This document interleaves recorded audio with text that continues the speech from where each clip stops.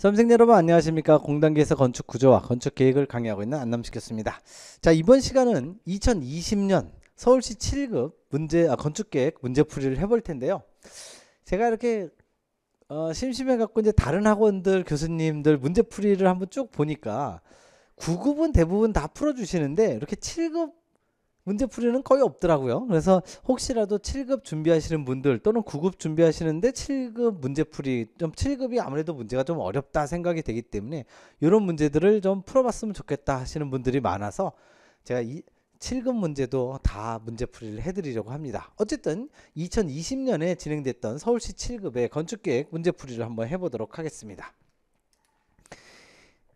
자, 역시 2020년 건축계획 7급이 출제 경향이 어떻게 나왔느냐. 건축계획 강론, 건축사 환경설비법규가 그 강론이 11문제. 보통 우리 국가직이나 지방직 9급에서는 이게 한 8문제에서 9문제 사이가 나오거든요. 이 11문제라는 소리는 굉장히 쉽게 나왔다는 소리고요. 건축사는 서현건축사, 한국건축사 하나씩 문제가 하나씩 나왔고요. 환경은 음향설계, 음환경에서 한 문제. 설비는 보통 우리 국가고시센터에서는 요게 4문제씩 나오는데 2문제로 확 줄었죠. 그리고 요건 4문제. 전체적으로는 강론이 많이 나왔기 때문에 조금 쉽게 출제가 된 것 같다라는 식으로 받아들여집니다. 자, 1번부터 봅니다. 지금 뭐 다 아시다시피 여기는 난이도, 그리고 여기는 교재 페이지 수 페이지가 되겠습니다. 첫 번째 문제, 업무 공간의 일종인 사무소 건축 계획 시 층고를 결정하는 데 영향을 미치는 요소로 가장 옳지 않은 것. 자, 층고는 1, 2, 3번이 다 해당이 되고요. 피난거리 확보는 요거는 층고가 아니라 기준층이라고 그랬죠. 층고라는 건 높이를 얘기하는 거고, 요 피난거리는 바로 평면상에서 얼마나 걸어가야 되느냐. 이게 좀 사무소긴 한데 일반적으로 사무소 같은 경우에 일반 건축물의 피난거리가 다 해당이 되죠. 30, 50, 40, 75, 100 그 외우라고 말씀드렸던 그 숫자가 요에 해당이 되는 건데 그거는 바로 층고가 아닌 기준층 규모 산정 시의 고려사항이 되겠습니다. 4번이 틀린 정답이 되겠죠. 2번 갑니다. 서현건축사죠. 이거 난이도 하입니다. 페이지 이 교재에 그대로 나와 있는 내용이고요. 2번에 비잔틴 건축 양식과 가장 관련이 적은 것. 1번 보시면 암브로지오 성당. 요거는 로마네스크죠. 로마네스크 굉장히 대표적인 거고요. 여기서 비탈레 성당, 콘스탄티노폴리스 요거는 다 나와 있는데 산 마르코 대성당 얘는 교재에 나와 있긴 하지만 강의는 안 했던 거죠. 조금 어려운 내용이긴 하지만 암브로지오 성당 이게 워낙 유명한 로마네스크의 대표작이기 때문에 1번을 별로 어렵지 않게 골라냈을 걸로 생각이 됩니다. 착실하게 지금 여태까지 나왔던 기출 내용을 토대로 해서 교재를 추가로 더 기출에 안 나왔던 내용까지 다 공부는 하지 않으셨다 하더라도 기출 내용만 잘 보시면 충분히 맞출 수 있었던 내용이죠. 3번 갑니다. 상정계획 시 고려사항으로 가장 옳지 않은 것. 이번에 보시면 대면 판매 방식은 상품이 손에 잡혀서 자 상품이 손에 바로 잡힌다는 소리는 뭐냐면 지금 예를 들어서 종업원이 제가 지금 여러분들을 이렇게 바라보면서 물건을 파는데 지금 강의를 하고 있는데 제가 종업원이라고 가정하자고요. 여기는 상점입니다. 이 칠판에 지금 물건이 진열돼 있어요. 근데 여긴 제 자리야. 이 강단은 제가 종업원이 있는 자리면 여러분들이 손님이 이 지금 칠판에 있는 상품을 손에 잡을 수가 없잖아요. 손에 잡으려면 대면 판매가 아니라 측면 판매죠. 종업원이 옆으로 나와 있어서 여기 아무것도 없고 그냥 바로 손님이 물건을 잡을 수 있어야 되는 거죠. 물건을 잡을 수 있기 때문에 충동적 구매를 할 수 있는 거죠. 그게 바로 측면 판매의 장점이라고 말씀드렸고 진열 면적이 커지고 상품이 친근감이 간다. 이 뒤에 있는 문장을 다 맞게 하려면 이 대면 판매가 아니라 측면 판매로 바뀌어야 되는 거죠. 측면 판매가 좋은 이유가 바로 충동 구매를 하고 진열 면적이 커지고 대신에 포장은 힘들죠. 뭐 상품 설명도 힘들고 그런 게 있긴 합니다. 어쨌든 2번이 틀린 정답이고요. 나머지는 다 여러 번 출제가 됐었던 내용들 기출문제로도 여러 번 나왔었죠. 참고하시면 될 것 같고 4번으로 갑니다. 설비 문제죠. 중앙식 급탕 방식에 대한 설명으로 가장 옳지 않은 것. 자 1번에 보시면 급탕 공급 중에 열 손실이 적다. 열 손실이 적으려면 바로 다이렉트로 연결이 돼 있어야 돼요. 그래서 중앙식은 멀찍이 떨어져 있죠. 우리가 이런 거를 보시면 됩니다. 아파트에서도 옛날 아파트 같은 경우에 그런 경우가 많아요. 중앙식 급탕이냐 개별식 급탕이냐에 따라서 그 각각의 세대에서 바로바로 온도 조절을 할 수 있느냐 없느냐가 거의 결정이 되죠. 그래서 중앙식은 너무 멀리 떨어져 있어요. 그렇기 때문에 열 손실이 많이 일어나죠. 근데 개별식은 바로바로 돼 있으니까 열 손실이 적은 특징, 바로 1번이 그대로 개별식 급탕 방식의 특징이 되는 거죠. 중앙식은 나머지 3개가 다 대규모이기 때문에 해당이 되는, 별로 어렵지 않은 내용, 교재에 그대로 나와 있는 내용입니다. 5번 갑니다. 박물관 배치 유형에 대한 설명으로 가장 옳지 않은 것. 역시 이거 교재에 그대로 나와 있는 내용인데요. 제가 강의할 때는 그렇게 디테일하게는 설명 안 드렸어요. 근데 설명은 분명히 드렸죠. 분동형과 개방형 각각에 있는데 여기에서 가장 옳지 않은 것.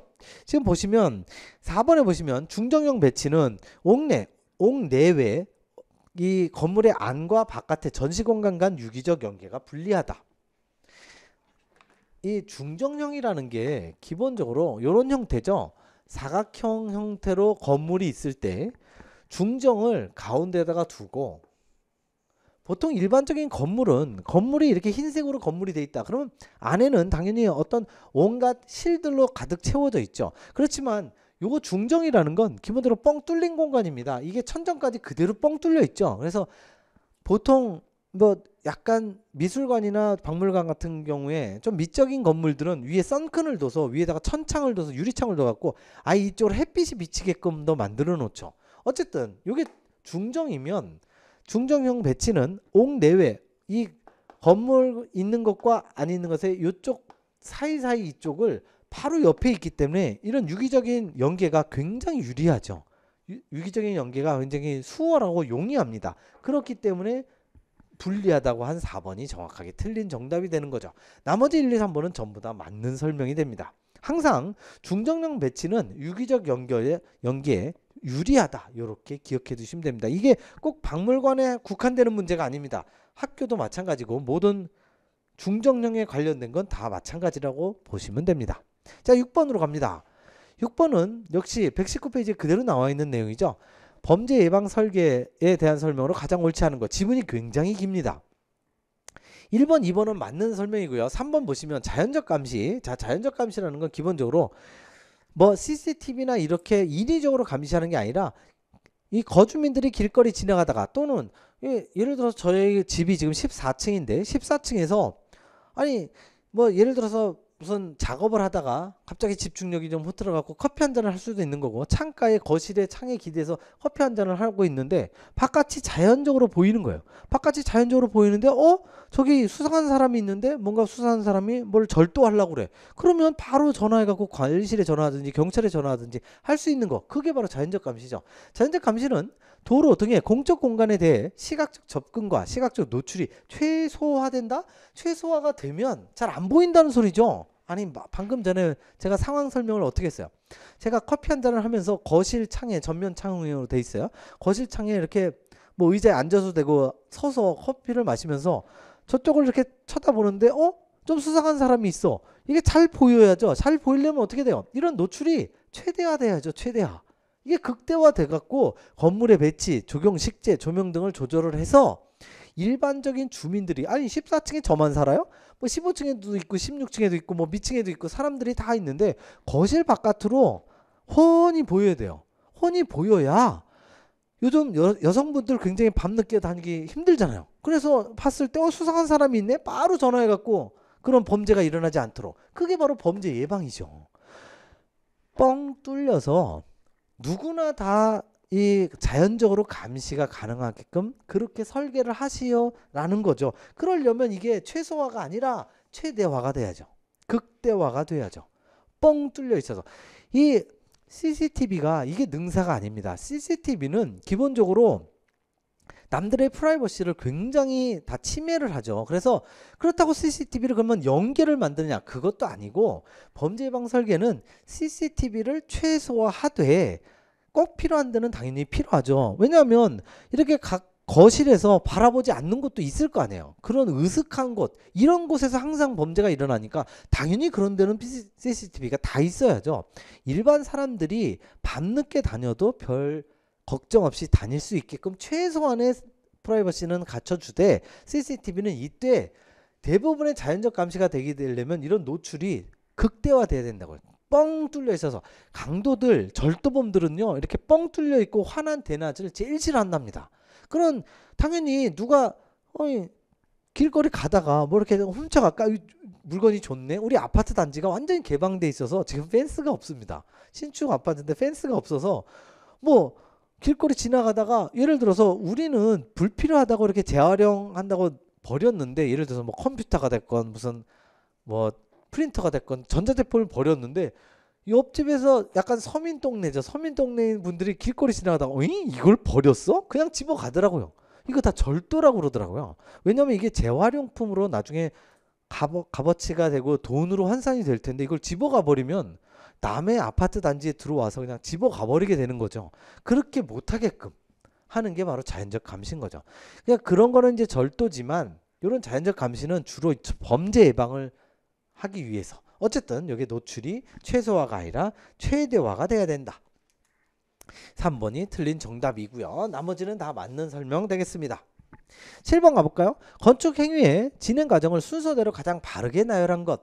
역시 아주 문제 괜찮게 잘 냈는데요. 1번부터 풀어볼게요. 자, 기획을 먼저 합니다. 기획이라는 건 머릿속으로, 자 그러면 어떻게 할 건데, 예를 들어서 지금 이 건물, 제가 이 건물이 몇 층짜리인지는 정확하게 모르겠는데 지하 1층에 지상 7층이라고 가정하자고요. 이게 이 건물이 원래 있었겠어요? 당연히 제로였었죠. 그냥 땅이었었습니다. 땅이었는데 그래 여기에 노량진 이쪽에 예를 들어서 여기에 근생시설을 짓는데 이게 무슨 학원 건물이 강의실이 들어올지는 모르겠지만 그냥 근린생활시설이라고 합니다. 근생시설에 지하 1층 지상 7층 정도의 건물을 지어볼까? 이거를 건물이 있지 않은 상태에서 머릿속으로 생각하는 거 기획이죠. 그리고 나서 기본 계획하는 것까지는 좋아요. 근데 조건 분석? 틀렸죠. 조건 분석을 당연히 먼저 하죠. 먼저 하고, 이게 아마도 조건 분석이 먼저 들어가 있을 거예요. 아마 조건을 분석을 해서 기획을 하고 뭐 기본 계획을 하고 이렇게 들어갈 겁니다. 틀렸고요. 2번 조건 파악 좋습니다. 기본 설계 좋아요. 기본 계획 아니죠. 계획을 먼저 하죠. 계획을 먼저 하고 설계를 나중에 하죠. 계획이라는 건 기본적으로 우리가 머릿속으로 생각하는 거고, 이거 이렇게 할까 저렇게 할까, 예를 들어서 복도를 이쪽으로 할까 강의실을 이쪽으로 할까 아니 반대로 할까, 어느 쪽으로 하는 게 좋을까. 지금 이게 향이 있죠. 향이 동서남북의 향이 있기 때문에 강의실이 여기 있는 게 좋아? 복도가 여기 있는 게 좋아? 아니면 강의실이 저쪽에 있고 복도가 이쪽에 있는 게 좋아? 이걸 생각하는 게 계획. 설계는 직접 그림을 그리는 겁니다. 설계를 그리는 게 설계. 얘네들이 서로 바뀌었고요. 기초조사를 먼저 하고 기본 계획을 하고, 계획이 이제 머릿속으로 계획을 하는 거죠. 그리고 계획 설계를 하고 그리고 나서 기본 설계를 하고 실시 설계, 시공감리. 3번이 정확하게 맞는 정답. 4번은 또 왜 틀렸을까요? 조건 파악은 맞죠? 기본 계획도 맞죠? 근데 기본 설계 여기까지 맞는데 계획 설계가 여기 있어요. 얘네하고 계획 설계와 기본 설계가 반대가 돼야죠. 이게 지금 기본 설계와 기본 계획이 반대가 됐듯이 계획 설계가 먼저 나오고, 여기 있죠? 계획 설계가 먼저 나오고 기본 설계가 나중에 나와야 됩니다.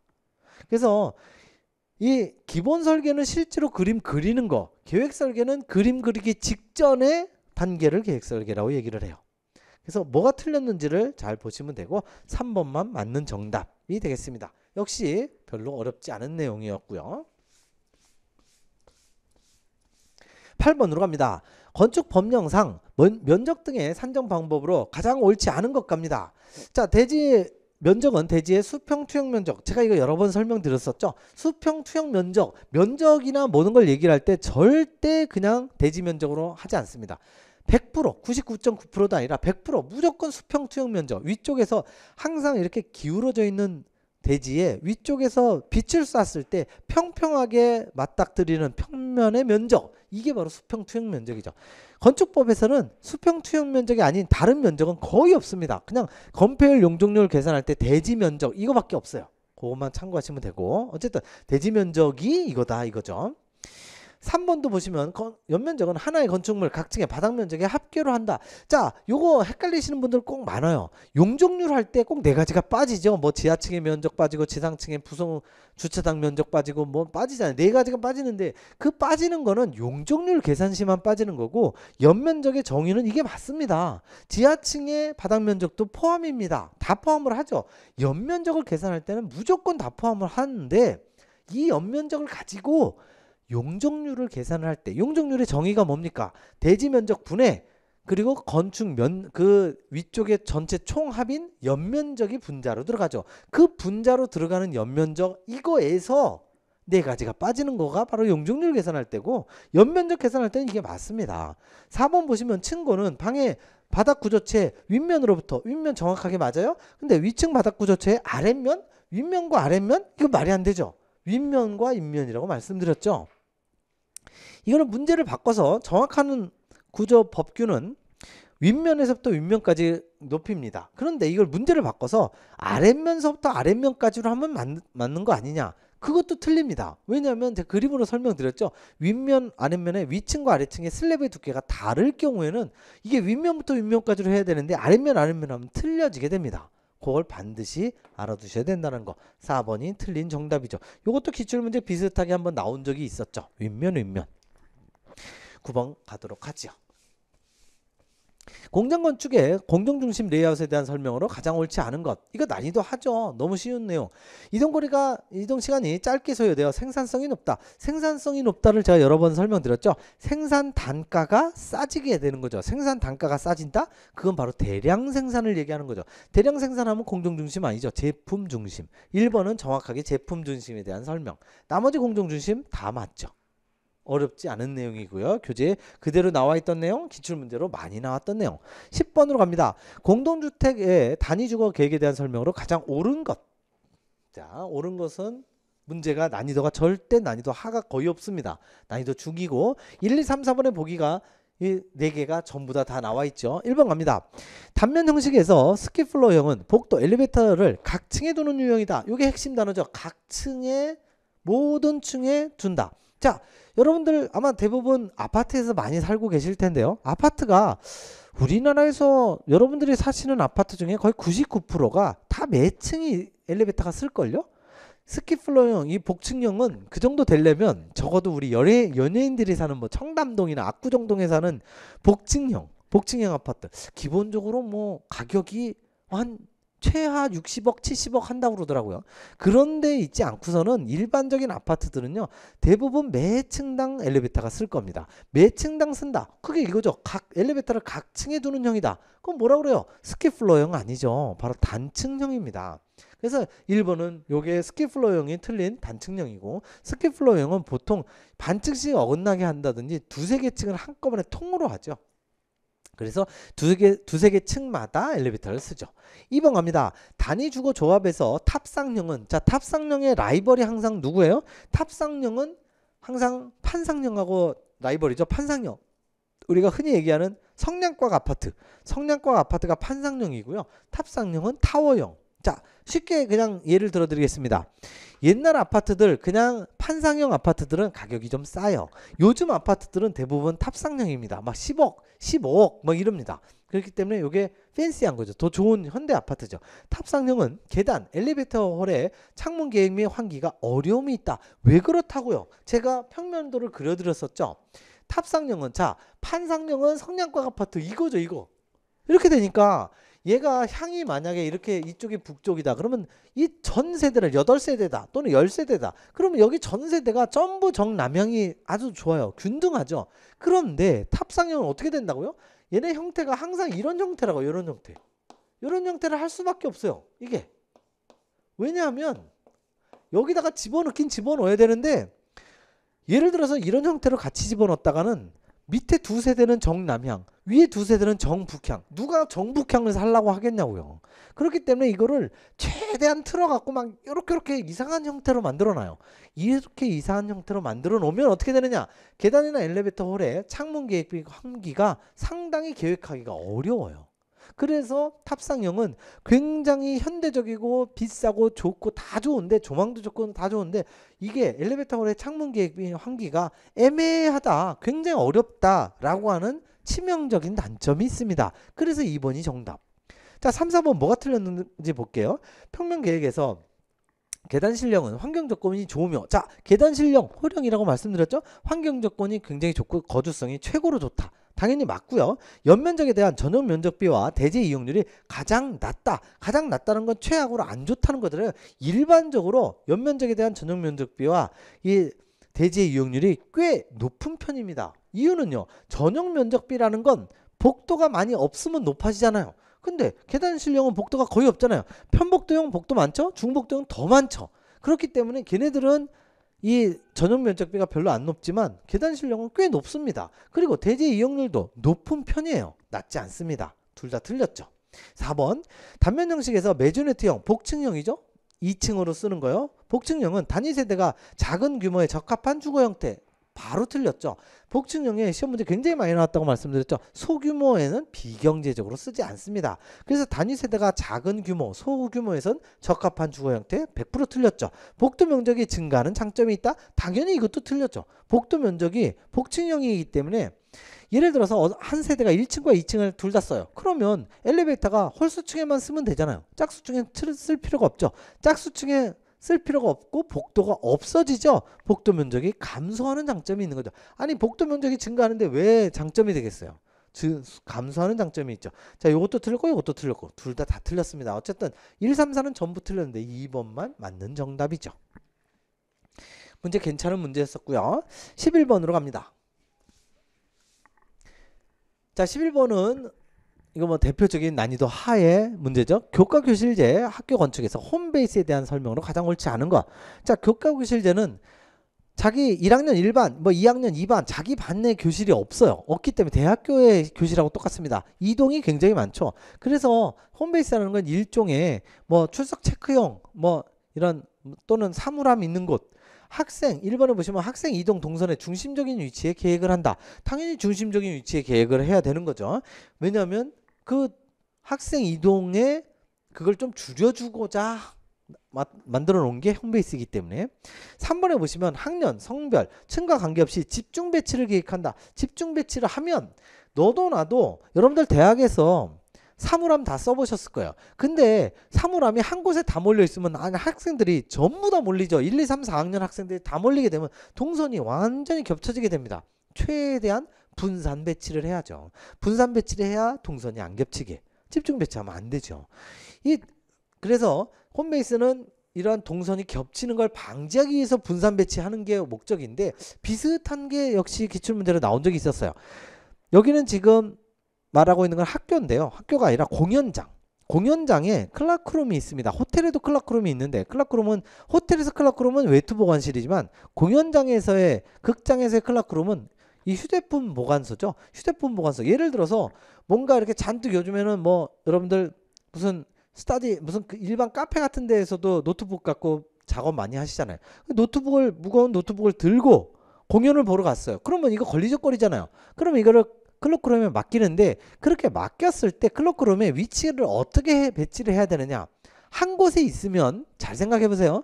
맡길 때는 공연이 예를 들어서 오후 5시에 시작합니다. 그러면 5시에 직전에 1분 전에 오는 사람도 있지만 뭐 1시간 전에 오는 사람도 있고 30분 전, 10분 전, 15분 전 다 각기 다른 시간에 들어오게 됩니다. 그런데 5시 공연이 시작해서 6시에 딱 끝났어. 공연이 딱 끝나면 사람들 어떻게 할까요? 그 공연이 끝났는데 계속 앉아서 1시간, 2시간 동안 있는 사람 거의 없잖아요. 썰물 빠지듯이 한꺼번에 다 몰립니다. 그렇기 때문에 클라크룸은 절대로 집중 배치하지 않죠. 분산해서 배치를 해야만 한다는 거죠. 이거 비슷한 개념이죠. 동선이 몰리는 건 어떻게 해서든지 분산 배치를 해야 됩니다. 집중 배치하면 안 된다라는 거죠. 그래서 3번이 틀린 정답. 12번 갑니다. 국토의 국토계획법이죠. 용도 지역의 세분으로 가장 옳지 않은 것 갑니다. 2번 보시면 2종 일반 주거지역. 제가 이거 여러 번 말씀을 드렸죠. 2종과 일반이라면 자 2종이면 무조건 중층 맞습니다. 근데 일반 주거지역은 반드시 편리가 나와야 돼요. 편리가 없잖아요. 편리가 없고 상업과 업무 나오는 준주거지역이라고 말씀드렸죠. 자 여기 1종인 경우엔 단독, 전용인 경우에는 양호. 그래서 전용은 양호, 일반은 편리 두 단어가 없어서 2번이 바로 틀린 정답입니다. 나머지는 다 맞는 거고요. 그래서 외우라고 말씀드렸죠. 전용지역은 딱 2개밖에 없고 일반 주거지역 3개, 준주거지역 하나, 주거지역은 전체 6가지가 있습니다. 그래서 1종은 단독, 2종은 공동, 전용은 양호. 그래서 1종은 역시 이 저층, 중층, 고층 이렇게 되죠. 그리고 일반은 편리가 반드시 나오고요. 상업과 업무가 나오면 준주거. 6가지를 딱 외워놓으시면 별로 어렵지 않은 내용. 이것도 난이도 하로 분류를 했습니다. 7급 서울시 7급의 문제치고 꽤 난이도가 별로 어렵지 않게 출제가 됐습니다. 13번 갑니다. 도서관 건축 계획에 대한 설명으로 가장 옳은 것. 1번 갑니다. 브라우징 룸은 신문 및 브라우징. 자, 요거는 건축 계획 문제라기보다 영어 문제입니다. 영어.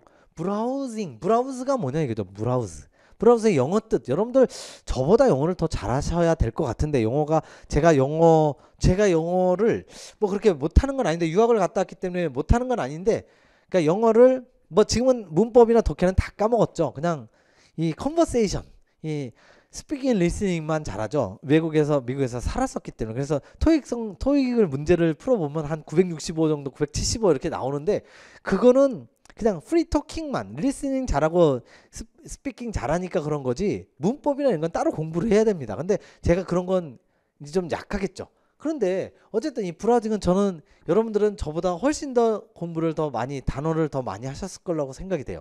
브라우즈라는 뜻이 그냥 흘낏 보는 거죠. 흘낏 보는 거. 대충 보는 거. 훑어보는 걸 브라우즈라고 얘기를 합니다. 그래서 훑어보는 건 뭐냐. 신문이나 잡지, 열람을 위한 공간. 뭐 책을 이렇게 정독하는 그냥 이런 열람실이 아니라 이 신문 같은 거 볼 때 무슨 뭐 우리가 신문을 1시간, 2시간 이렇게 안 보잖아요. 보통 잠깐 짬났을 때 한 10분, 15분 짬났을 때 살짝 보는 거. 이거 브라우징님 정확하게 맞고요. 이용자들의 출입이 용이하도록 현관 근처에 로비에 계획을 한다. 정확하게 맞습니다. 1번이 맞는 정답. 그렇다면 2, 3, 4가 다 틀렸다는 내용인데요. 왜 그럴까요? 아동 열람실 갑니다. 아동은 1인당 1.2에서 1.5 제곱미터를 고려를 한다. 1.2에서 1.5까지는 좋아요. 그런데 열람 방식은 체격 손상을 고려해서 폐가식이 좋다? 으아. 아니 아동은 여기서 아동이라면 기본적으로 한 4살에서 한 6, 7살 사이인데 그야말로 이제 글자들 아느냐 모르느냐 막 이런 물론 요즘엔 좀 조기 교육이 많아서 글자는 대부분 알지만 이런 아동 열람실은 당연히 자유계가식을 쓰죠. 체계 손상이 있다 하더라도 막 이 어린애들을 4살 7살들은 막 집어 던지고 막 난리가 나죠. 거기다 아이스크림 쏟아놓고 뭐 음료수 쏟고 당연히 책 손상이 일어나지만 감안하고 자유계가식으로 하는 게 좋죠. 폐가식이라는 건 귀중서, 이용 빈도가 적거나 귀중서거나 아니면은 굉장히 대규모일 경우에만 쓰는 거죠. 3번 일반 열람실은 도서관의 각 실에서 가장 중점을 둬야 될 실로서 소음에서 격리시키는 거 맞죠? 가능한 한 서고에 멀리 둔다? 그럴 리가요. 서고가 바로 책을 보관하는 곳인데 책을 보관하는 곳에서 책을 빼서 바로 읽어야죠. 당연히 서고와 열람실은 최대한 가깝게. 4번 캐럴 개인 연구실이죠. 장소와 문헌 검색에 관한 도움을 주는 열람 공간 아닙니다. 개인 연구실 따로 그냥 이렇게 조그맣게 개인 연구실 책을 연구할 수 있는 곳이죠. 일반 열람실과 별실로 계획하는 거 전혀 아닌 거죠. 하여튼 캐럴은 개인 연구실이다. 정의가 완전히 틀렸습니다. 1번만 맞는 정답. 1번 브라우징 룸은 보통 우리 교재에 잘 나와 있지 않지만 2, 3, 4가 워낙 많이 나왔던 내용이기 때문에 별로 어렵지 않았을 걸로 예상이 됩니다. 14번 가죠. 난이도 합니다. 단지 계획에 관하여 근린주거 이론의 연결이 가장 옳지 않은 것. 자, 이번에 보시면 하워드의 새로운 이거 원래 소도시인데 새로운 도시. 자, 새로운 도시는 폐더죠. 하워드는 뭐예요? 에베네저 하워드. 내일의 전원 도시. 런던에서 교회 도시인 레치워스와 웰류인에서 공산주의가 아니라 사회주의죠. 사회주의 만들자는 거잖아요. 토지 뭐 사유의 금지. 뭐 예를 들어서 무슨 이익의 공유화 이런 식으로. 시가지의 인구 제한 32,000명으로 딱 인구 제한. 더 들어오고 싶으면 다른 도시로 가. 이렇게 하는 거. 거의 영국이지만 사회주의 비슷한 개념으로 만든 거. 내일의 전원도시죠. 새로운 도시는 새로운 소도시 폐더의 내용입니다. 이것도 그대로 나와 있던 내용이죠. 15번으로 갑니다. 오디토리엄 계획 시, 자, 오디토리엄이 뭡니까 이거? 오디토리엄. 뭔가 오디니까 오디오라고 아시죠? 오디오. 비디오 오디오는 상식이니까 그 정도는 아시겠죠. 비디오는 영상, 오디오는 음향이죠. 뭔가 음악하고 관련되어 있는 음악 홀 비슷한 거 생각하시면 되죠. 오디토리엄 계획 시 무대 및 객석이 위치한 메인 홀의 실 형태를 음향적인 측면에서 유리하게 설계하기 위해서, 자, 유리하게 당연히 하겠죠. 유리하게 설계하기 위한 고려사항으로 가장 옳지 않은 것 갑니다. 1번부터 보시면 직방체의 작은 실의 경우, 직방체라는 건 직륜면체죠. 직륜면체가 실이 작아요. 그런 경우에는 세변의 길이 1대1대1, 1대2대4 같은 간단한 배수비를 피하는 것이 좋다. 이거 절대 반드시 피해야 되는 거죠. 얘네들 1대1대1 이렇게 정수비로 하게 되면 어떻게 되느냐? 이게 음이 집중 형상이 일어납니다. 또는 에코가 막 일어나요. 그래서 여러분들 토익 같은 거 시험 보실 때 여러분들 그 책상 앞에 앉아갖고 이어폰으로 막 공부할 때는 잘 들리는데 이게 이상하게 토익 시험 보려고 어디 뭐 초등학교나 중학교, 고등학교 가갖고 거기 들으면 하마 웅웅웅 울려서 들리잖아요. 그 울려서 들리는 게 요 정수비 때문에 그래요. 정수비 때문에 에코가 나올 수 있다는 거죠. 그래서 이거는 피하는 것이 좋다. 정확하게 맞고요. 2번. 일반적으로 부정형, 정형이지 않은 거죠. 정형이 아닌 거. 그러니까 여기 정수비를 피하는 거하고 또 같은 개념이죠. 부정형이나 비대칭형 평면은 좋은 거죠. 계획 및 시공에 어려운 점은 있지만 확산을 위해서는 효과적이다. 좋은 겁니다. 그래서 2번도 맞는 거. 어쨌든 정수비도 피해야 돼요. 부정형 좋은 거죠. 비대칭형 좋은 거죠. 이런 식으로 가야 돼요. 그런데 여러분들이 토익 시험을 보시는 일반적인 중고등학교의 학교 교실 보세요. 딱 직륜면체죠. 직륜면체이기 때문에 에코가 많이 일어나는 거예요. 3번. 실의 용적이 작아지면 소요라는 건 항상 필요입니다. 필요. 소요자는 이게 건축 계획에도 많이 나오고 건축 구조에도 많이 나오는데 소요는 무조건 필요한 거예요. 필요 잔향 시간을 얻기 위하여 필요한 흡음재의 사용량이 적어진다. 자, 우리 사빈의 잔향식 기억나시는지요? 우리 요거 잔향 시간을 RT라고 했을 때 0.16 곱하기 A분의 V 해서 V가 용적이죠. 그리고 A가 업섭션, 흡음력입니다. 그래서 지금 이 3번의 보기를 보시면 실의 용적이 작아지면 분자가 작아져요. 분자가 작아지는데 이 값은 정해져 있어. 우리가 얻고자 하는 시간은 정해져 있는데 이 분자가 작아져요? 그렇다면 흡음력은 어떻게 돼요? 그걸 얻기 위해서 필요한 흡음재의 사용량이 적어진다. 분자가 작아지는데 분모가 커지면 이게 확 줄어들겠죠. 근데 우리가 원하는 양이 안 나와. 그렇기 때문에 이 값은 정해져 있어요. 이게 일정해요. 이 잔향 시간은 일정하다고 가정을 했을 때 분자가 작아져요? 그러면 이 값을 일정하게 얻기 위해선 얘가 숫자가 작으면 얘도 작아지게 해야죠. 둘 다 작아야 일정한 값이 나오지. 얘는 작은데 얘는 하나 큰 값이 나오면 안 되죠. 그걸 지금 말로 설명하는 거죠. 용적이 작아지면 분자가 작아지면 분모도 작아야만 일정한 값을 얻게 된다. 3번도 정확하게 맞는 정답. 틀린 걸로 옳지 않은 걸 고르라고 했으니까 4번밖에 없는 거죠.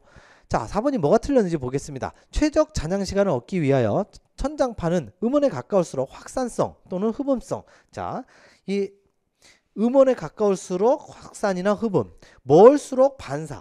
두 개가 정확하게 바뀌었죠. 항상 음원에 가까울수록 반사. 제가 지금 여기서 얘기를 하고 있는데 물론 여러분들은 지금 화면으로만 보고 있고 여기서 지금 제가 강연을 하고 있기 때문에 이게 소리가 딱딱딱 꽂혀야 됩니다. 꽂히는 식으로 지금 잘 들리고 있을 거라고 예상이 되는데 여기가 음악홀이라고 얘기를 했을 때 가정을 했을 때 제가 만약 오페라 가수예요. 오페라 가수가 음악을 이 노래를 쫙 부르는데 이 노래가 이 음원 근처 무대 근처는 반사성으로 다 돼 있어야 됩니다. 전부 다 반사가 돼야 소리가 잘 들리게끔. 그렇지만 음원에 멀수록 여러분들 객석에 있을수록 또는 벽이나 뒤쪽 후면 항상 흡음재를 갖다 놔야죠. 그렇기 때문에 흡음재나 확산성을 갖다 놔야 되기 때문에 두 개가 서로 바뀐 거죠. 지금. 이거 기출문제로 여러 번 나왔었던 내용이죠. 4번만 틀린 정답. 나머지 1, 2, 3번 다 맞는 설명이 되겠습니다. 15번이었고요. 16번으로 갑니다. 호텔의 종류별 특성에 대한 설명으로 가장 옳지 않은 것. 3번에 보시면 레지던셜 호텔은 체제 기간이 비교적 단기인 경우. 단기? 아닌데요. 레지던셜은 비교적 어느 정도 기간이 있는 겁니다. 단기에 이용되는 호텔로서 객실은 침실 위주로. 객실은 침실 위주.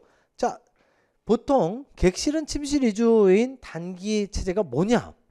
대표적인 게 모텔과 터미널 호텔이죠. 자, 여러분들이 어딜 갔어요. 우리나라 같은 경우에는 뭐 워낙 땅덩어리가 좁기 때문에 그런 게 없는데 미국에 제가 유학을 갔더니만 야, 제가 한 번도 안 해봤는데 서부서부터 동부까지 가는데 차로 운전해서 가게 되면 꼬박 뭐 사람이 잠 한숨 안 자고 24시간 운전할 수는 없잖아요. 그 나중에 정신 상태가 안 좋아서 이 사고의 위험이 커집니다. 그래서 잠은 잘 자는데 하루에 10시간씩 운전을 한다는 것 자체가 굉장히 어려운데요.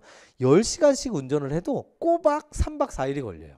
이쪽에서 이쪽까지 가는데 우리나라는 서울에서 부산까지 제일 길어봐야 400km잖아요. 400km면 시속 100km로 하면은 대략 뭐 막히지 않으면 4시간, 뭐 많이 걸려도 한 대여섯 시간이면 가잖아요. 근데 미국은 워낙 땅덩어리 넓어서 시속 100km로 놓고 가도 적어도 한 4일 정도가 소요가 돼요. 자, 그렇게 되는데 그 4일 동안 3박을 해야 되네. 3일을 자야 되잖아요. 어디서 자요? 그 도로 근처, 고속도로 근처에 숙박시설이 있어야죠. 그게 바로 모텔이라고요. 모토라이즈 호텔 해서 모텔입니다. 자동차 여행자를 위한 숙소. 거기는 뭐예요? 그야말로 단기죠. 딱 1박만 하는 거. 1박만 하는데 객실은 침실 위주. 침실만 있으면 되죠. 아, 먹는 거야 다 주변에서 레스토랑에서 사 먹거나 뭐 편의점에서 그냥 간단하게 무슨 김밥 같은 걸로 때우거나 이런 식으로 하는 거죠. 그래서 이렇게 무슨 자동차 여행자나 이용할 때 단기로 이용하는 건 모텔이거나 터미널 호텔, 얘네들이 많지 레지던셜 호텔은 아니라고 설명드렸죠. 보통 커머셜 호텔 같은 경우에는 도심 한가운데 있어서 대략 한 하루나 이틀, 2박 3일 정도. 근데 레지던셜은 기본적으로 한 2주, 3주 이 정도가 레지던셜. 예를 들어서 장기 출장을 갔어. 6개월, 1년짜리 갔어. 그러면 레지던셜도 아닌 아파트먼트 호텔을 쓴다고 그랬죠. 커머셜, 레지던셜, 아파트먼트, 터미널까지 다 네 가지가 시티 호텔인데 이 종류가 틀렸습니다. 레지던셜이 아니라 여기에 주어를 바꾸려면 여기다가 모텔 아니면 터미널 호텔이 들어가야 되는 거죠. 레지던셜 같은 경우에 주로 한 2, 3주 있기 때문에 그 호텔 안에 부엌이 있어요. 부엌. 주방 시설이 장착이 돼 있습니다. 그거 특징이라는 거 알아두시면 되고 3번이 틀린 정답. 17번 갑니다. 사찰 건축에 대한 설명으로 가장 옳은 것 갑니다. 1번 보시면 사찰과 속세의 경계를 나타내는 부리문. 부리문이 아니라 일주문입니다. 일주문이 이제 들어가는 문이 일주문. 그리고 사천왕상을 모시는 천왕문, 사찰, 그리고 사찰로 들어가는 최종적인 문은 부리문. 부리문이라는 건 둘이 아니다라는 문이죠. 내가 지금 속세를 떠나서 이제 불가의 입문을 합니다. 이제 정말 이 마음은 변하지 않습니다. 절대 마음이 둘이 아닙니다. 라는 이 부리문은 최종적인 문. 그래서 부리문과 일주문이 서로 바뀌었습니다. 2번 탑을 중심으로 3개의 금당을 배치한 가람 배치는 백제의 대표적인 배치 형식 아닙니다. 이 탑을 중심으로 3개의 금당을 한 건 바로 고구려에 대한 내용. 정림사지는 백제의 이 탑 맞습니다. 근데 사천왕사지 이거는 백제가 아니죠. 바로 통일신라 시대. 그래서 이것도 틀렸고 이것도 고구려로 바꿔야 되고 사천왕사지는 역시 통일신라 시대. 3번 승려들이 일상생활, 예불과 공양, 그리고 운력, 정진 등을 이루어지는 공간을 대방이라고 한다. 정확하게 맞는 정답. 이 교재에 없었던 내용이죠. 이 내용은 교재에 없습니다. 뭐 요거 정도는 1번하고 4번 같은 경우에 있는데 2, 3번은 없었던 내용. 그래서 난이도 상입니다. 완전히 어려운 내용. 4번 같은 경우에 불상을 안치하고 설법을 하는 승려들의 교육 및 집회 공간을 승당이라고 하지 않습니다. 법당이라고 얘기를 합니다. 법당에 대한 설명. 승당은 또 사찰에 뭐 정진하거나 거처하는 건축물. 완전히 다른 설명이죠. 그래서 1, 2, 4는 다 틀리고 3번만 맞는 정답. 18번 가도록 하죠. 공동주택의 유형에 대한 설명으로 가장 옳지 않은 것.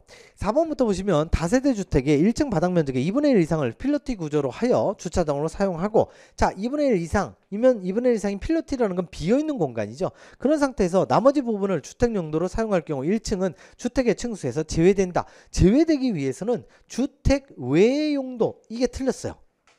2분의 1 이상을 필로티, 뻥 비어있는 공간인데 2분의 1 이하는 뭔가 채워져 있죠. 채워져 있는데 그 채워져 있는 공간을 주택의 용도로 사용해요. 그러면 1층의 층수에서 카운트합니다. 대신에 주택 외의 용도, 주택이 아닌 다른 용도로 사용할 경우에 제외가 된다. 조금 내용이 어려운 내용이었었죠.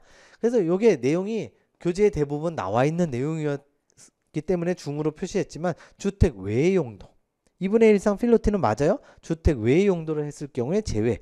요거 기억하시면 될 것 같습니다. 19번 가죠. 19번 같은 경우엔 뭐 우리 사이버 국가호시센터 지방직이나 국가직 같은 경우엔 좀 어려운 문제로 나오는데 서울시는 쉬운 문제를 냈어요. 급수 방식에 대한 설명으로 가장 옳지 않은 것. 2번 보시면 고가 탱크 방식은 수질 오염 가능성이 적다. 그럴 리가요. 최악이죠. 최악. 고가 탱크가 항상 이렇게 물을 모아 놓으니까 우리 아파트에서도 4개월에 한 번씩 분기별로 한 번씩 자, 이 방송이 나오잖아요. 뭐 관리사무소에서 알려드립니다. 뭐 오늘 오후 몇 시부터 몇 시까지는 단수가 예정되어 있습니다. 우리 고가 탱크를 청소해야 되기 때문에 항상 청소해야 돼요. 왜냐? 수질 오염 가능성이 가장 크기 때문에. 수질 오염 가능성이 가장 적은 건 뭐예요? 바로 수도 직결. 얘네 둘은 극과 극이라고 그랬죠. 수도 직결이 제일 적고 고가 탱크가 제일 많고. 그래서 2번이 틀린 정답. 난이도 거의 극하죠. 자, 마지막 문제 갑니다. 편의증진법상 장애인 등의 통행이 가능한 접근로에 대한 설명으로 가장 옳은 것. 옳은 것 1번. 접근로와 차도의 경계 부분은 연석, 울타리, 기타 차도와 분리할 수 있는 공작물의 설치가 금지된다? 그럴 리가요. 반드시 설치할 것 의무입니다. 의무. 반드시 설치를 해야죠. 왜냐? 차도하고 경계 부분 지금 우리가 하고 있는 게 정상인이 아니에요. 장애인 또는 노인, 임산부 우리가 보호해 드려야 될 노약자, 약하신 분들이죠. 약하신 분들은 당연히 분리를 해서 지금 정상인도 보차 분리를 하는 마당에 이 우리가 보호해 드려야 될 이 약하신 분들은 당연히 공작물의 설치를 반드시 해야 되는 의무입니다. 의무. 2번. 주출입구보다 부출입구가 이 장애인 등의 이용에 편리하고 안전할 경우에 주출입구 대신 부출입구에 연결을 하여 얘가 더 안전하대요. 주가 아닌데도 더 편리하고 안전하대요.